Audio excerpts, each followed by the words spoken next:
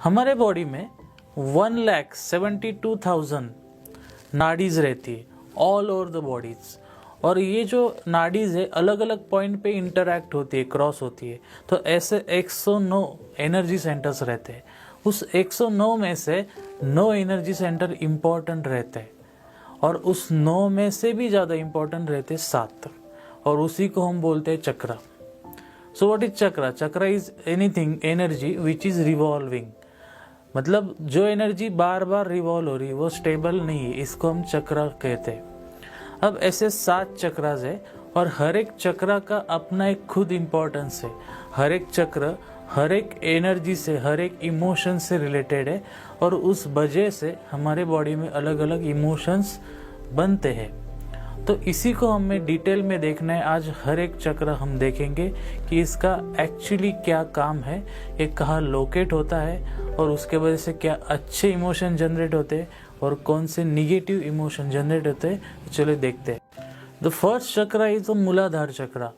मूलाधार चक्रा लोकेट होता है at the base of the spine, सबसे स्टार्टिंग का चक्रा रहता है। ये chakra is related to earth element. जैसे आपको मालूम है कि 5 एलिमेंट्स रहते हैं, उसमें से अर्थ एलिमेंट को ये कनेक्टेड रहता है, या अर्थ एलिमेंट का इसके ऊपर ज़्यादा इफेक्ट रहता है। अब ये जो चक्रा है, यहाँ पे जो एनर्जी रहती है वो 2 अलग अलग फॉर्म में मैनिफेस्ट होती है। तो फर्स्ट फॉर्म ये रहता है कि इस चक्रा के वजह से आपके लाइफ में इंथुजियाज्म आता है, कुछ करने की चाह रहती है, वो आदमी सोचता है कि मुझे कुछ करना है। और यही एनर्जी अगर निगेटिव फॉर्म में अगर जनरेट हो रही है तो वहाँ पे अपोजिट होता है, इनर्शिया आ जाता है। वो आदमी कुछ करना नहीं चाहता, कुछ कर नहीं पाता है। ये एक्चुअली फंक्शन है मूलाधार चक्र का। बहुत सारे लोग सोचते हैं कि मूलाधार चक्र इम्पोर्टेंट नहीं, लेकिन actually it is the base चक्र। तो बेस चक्र से जो भी एनर्जी ऊपर जाएगी वो अच्छे से जाने के लिए आपका मूलाधार चक्र स्ट्रांग होना चाहिए, स्टेबल होना चाहिए। अब जब एनर्जी मूलाधार से ऊपर आती है तो ऊपर आने के बाद रहता है स्वादिष्टान चक्र। ये जो चक्र है, इस चक्र में जो एनर्जी मैनिफेस्ट होती है अलग अगेन 2 फॉर्म में होती है।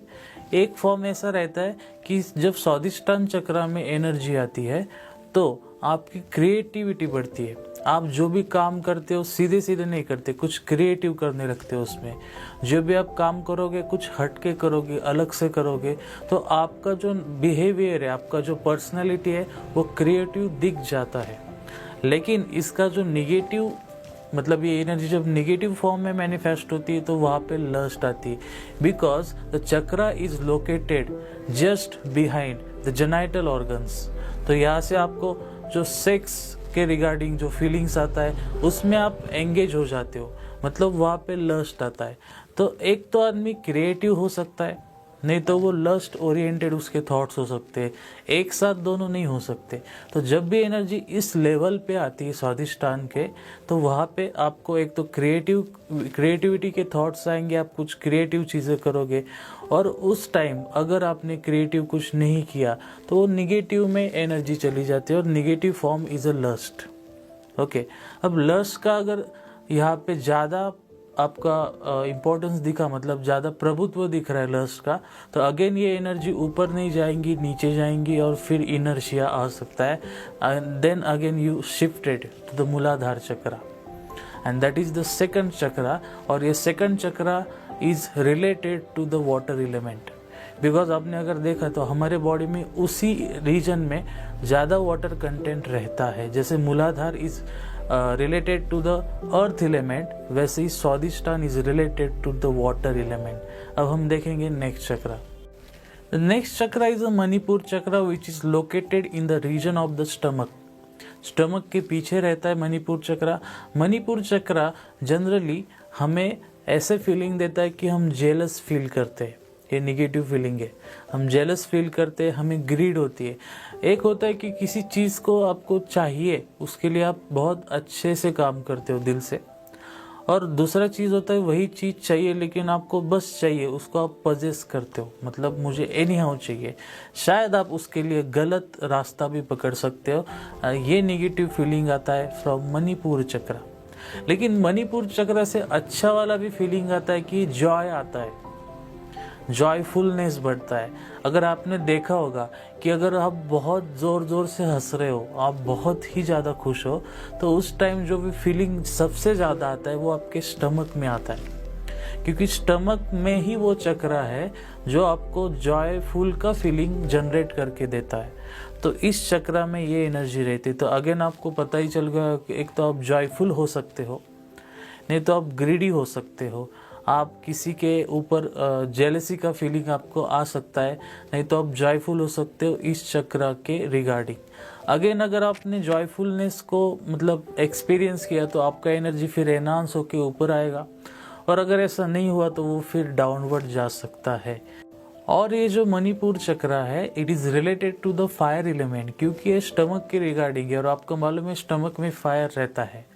फायर की वजह से तो हम जो खाते हैं वो डाइजेस्ट होता है। ओके, तो ये जो डाइजेशन का पार्ट है ये इस चक्र से आता है, इससे जॉयफुलनेस आता है, और अगर निगेटिव हो जाए तो आपको जेलसी फील हो जाता है। सो हम अभी देखेंगे नेक्स्ट चक्र, अनाहत चक्र। It is located in the chest region, मतलब चेस्ट के बराबर पीछे रहता है। इससे आपको एक तो फियर आ सकता है किसी चीज़ का। जब भी आपको बहुत ज़्यादा फियर लगता है, आपके चेस्ट में कुछ पेन जैसा होने लगता है, तो ये जो पेन है it is due to that chakra. उसके बाद इसका पॉजिटिव साइड रहता है लव। आप किसी के बारे में बहुत ही अच्छा सोचते हो, किसी काम के बारे में अच्छा सोचते हो, तो ये जो आपका लव का फीलिंग है वो आपके चेस्ट के रीजन से जनरेट होता है। और आपको अगर ठीक से आपने देखा तो आपका ये जो चेस्ट का रीजन है, इसके अंदर जो भी ऑर्गन्स है जैसे लंग्स है, इसमें एयर रहता है। यहाँ पे ना वाटर है ना मतलब फायर है, यहाँ पे एयर का ज़्यादा प्रोपोर्शन है। तो it is related to the air element. Out of 5 element it is related to the air element. तो आपको एक तो लव का फीलिंग आ सकता है, नहीं तो आपका फियर का फीलिंग आ सकता है फ्रॉम दिस चक्रा। फ्रॉम अनाहत चक्रा आपको हेट्रेट का फीलिंग भी आता है। अब हेट्रेट का कैसे, जैसे हम देखते हैं कि ब्रेकअप हो जाते हैं, तो ब्रेकअप होने के बाद क्या होता है कि सामने वाले आदमी के बारे में आप बहुत ही निगेटिव सोचना स्टार्ट कर देते हो। तो वो तो अलग बात है कि वो एक इवेंट हो गया कि कुछ हो गया, लेकिन उसके वजह से आपके अंदर जो चेंज हो रहा है दैट इज़ अ हेट्रेट। तो हेट्रेट का जो फीलिंग है वो उस चक्रा से जनरेट होता है। तो अगर आपने किसी को हेट करना स्टार्ट कर दिया तो फिर आपकी एनर्जी डाउनवर्ड जाएंगी, वो ऊपर नहीं जाएंगी। ऊपर जाना इम्पॉर्टेंट है, दैट इज़ वाई आपके लिए लव का जो फीलिंग है that is more important. The next chakra is a Vishuddhi chakra. It is exactly located at the throat region, और ये आपको ग्रेटफुलनेस देता है। ग्रेटफुलनेस के अपोजिट क्या होता है कि आपके पास जो भी उसके बारे में आपको कुछ लेना देना ही नहीं है। आपके पास बहुत कुछ होता है लेकिन आप उसको देख नहीं पाते, ये उसका निगेटिव साइड हो गया। अब ग्रेटफुलनेस कैसा होता है कि आपके पास बहुत कुछ है, ये आपको दिखता है। जैसे आप कोई मूवी देखते हो, वहाँ कोई इमोशनल सीन होता है, तो आपको उस मूवी को आप रिलेट करते हो आपके रियल लाइफ से, आपके आंखों से आंसू आ जाते हैं और आप ग्रेटफुल फील करते हो। तो आप जब पीक पे जाते हो, मतलब आपके आंखों से अभी आंसू आ रहे हैं, तो उस टाइम आपको यहाँ पे चोकिंग का फीलिंग आता है। एंड दैट चोकिंग का जो फीलिंग है ये इसी चक्र से आता है। Okay, so it is important for gratefulness. Now third eye chakra. अब आपने देखा कि हमने अलग अलग एलिमेंट्स देख लिए, हमने अर्थ देखा, हमने वाटर देखा, हमने फायर देखा, हमने एयर भी देख लिया। अब बात आती है स्पेस की। जब स्पेस की बात आती है तो इन्फिनिटी वर्ड आता है, और इन्फिनिटी वर्ड आता है रिलेटेड टू विजडम। जैसे ही आपकी एनर्जी यहाँ से थर्ड आई तक जाती है तो थर्ड आई से आपको बहुत ही अच्छा अवेयरनेस मिलता है, बहुत ही ज़्यादा हाइटेंड अवेयरनेस रहता है। इसमें विजडम आता है। विजडम मतलब आप चीज़ों के आगे जाकर देख पाते हो कि चीज़ों के पीछे क्या हो रहा है एक्चुअली। उसके बाद आप यूनिवर्स के सीक्रेट को जान पाते हो कि ये यूनिवर्स कैसे चलता है, और ये सब चीज़ें लॉजिक के बियॉन्ड भी हो सकती है। मतलब शायद आप किसी को एक्सप्लेन नहीं कर पाओ आपको क्या समझ में आ रहा है, लेकिन आपको समझ में कुछ आ जाता है। और अगर इसका नेगेटिव इमोशन हो गया, इसी एनर्जी अगर नेगेटिव फॉर्म में कन्वर्ट हो गई तो आपको बहुत ज़्यादा एंगर आता है। आपने देखा होगा कि आपको जब बहुत ज़्यादा गुस्सा आ जाता है ना, तो आपके यहाँ पे कुछ सेंसेशन होता है। that is your third eye chakra, which is located exactly behind that point. Okay, सो ये था हमारा थर्ड आई चक्रा। तो यहाँ ये सबसे ज़्यादा इम्पोर्टेंट क्यों है, क्योंकि ये जो चक्रा है यहाँ पे रियल नॉलेज आता है पर्सन को।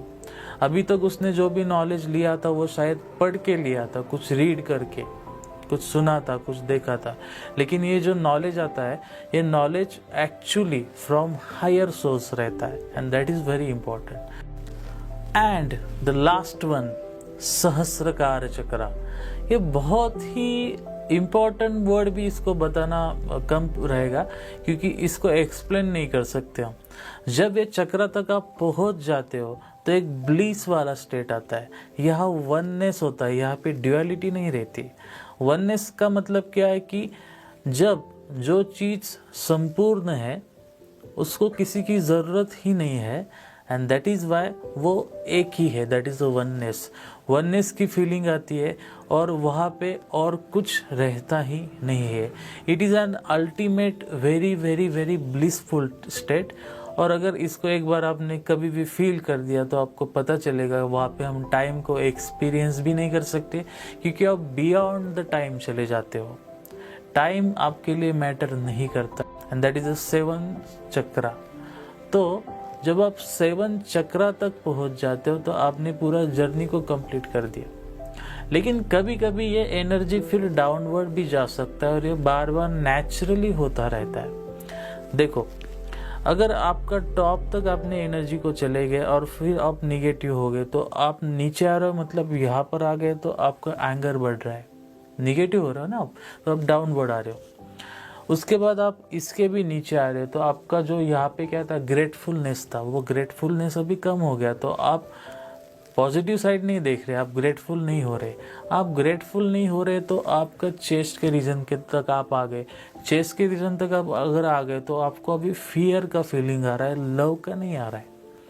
उसके बाद फिर आप स्टमक के रीजन में चले गए, यहाँ पे हैप्पीनेस था सबसे इम्पोर्टेंट फीलिंग, अभी वो अपोजिट हो गया तो शायद वो सॉरो हो सकता है।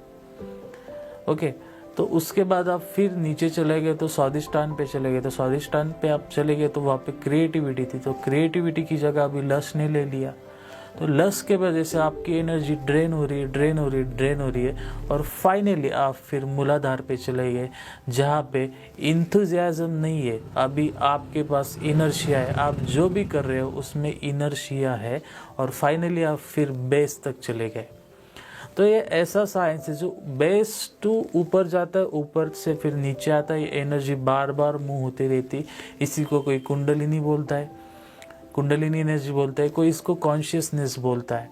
तो ये हमारे बॉडी में बार बार चेंजेस होते हैं, and this is a very beautiful science.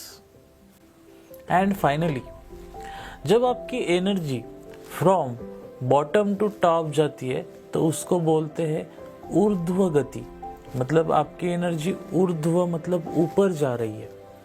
और जब ये energy from top to bottom आती है तो उसको अधोगति बोलते हैं। सो ये साइंस आपको कैसे लगा, ये वीडियो आपको कैसे लगा? इस वीडियो को लाइक करिए, शेयर करिए, सब्सक्राइब करिए, आपके दोस्तों को आप भेज सकते हो, क्योंकि बहुत सारे लोग कंफ्यूज है कि मेरे साथ ऐसा क्यों होता है, मैं इतना इमोशनल क्यों हो रहा हूँ, मुझे इतना गुस्सा क्यों आता है। तो उनको प्रॉपर रीज़न पता चलेगा कि आपकी एनर्जी कहाँ पे जाकर ब्लॉक हो रही है। और जब आपको ये पता चलेगा तो आप जब मेडिटेट करोगे तो नेचुरली आपकी एनर्जी फिर एनहांस होने लगेगी। सो फाइनली वीडियो को शेयर करें, लाइक करें, सब्सक्राइब करें। So thank you for watching this video and bye.